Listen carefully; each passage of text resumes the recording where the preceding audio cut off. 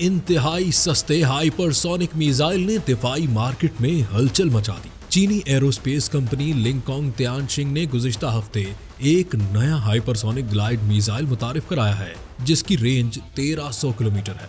आवाज की रफ्तार से 7 गुना ज्यादा तेज रफ्तार के हामिल इस मिसाइल का नाम YKJ-1000 है। ताहम इसे सीमेंट कोटेड मिसाइल भी कहा जा रहा है, क्योंकि इसकी हरारत बर्दाश्त करने वाली बैरूनी तह में फोम कंक्रीट जैसे आम तामीराती मवाद इस्तेमाल किए गए हैं। चीनी मीडिया का दावा है कि ऑनलाइन गर्दिश करने वाली स्लाइड्स के मुताबिक ये मिसाइल कामयाब जंगी आजमाइशों के बाद अब बड़ी तादाद में तैयार किया जा रहा है और इसकी फी यूनिट कीमत सिर्फ 99,000 अमरीकी डॉलर तक हो सकती है। इसके मुकाबले में मिसाइल को तबाह करने के लिए दागे जाने वाले एक अमरीकी SM-6 नेवल इंटरसेप्टर मिसाइल की कीमत तकरीबन 41 लाख डॉलर है, यानी एक YKJ-1000 की कीमत से 40 गुना ज्यादा।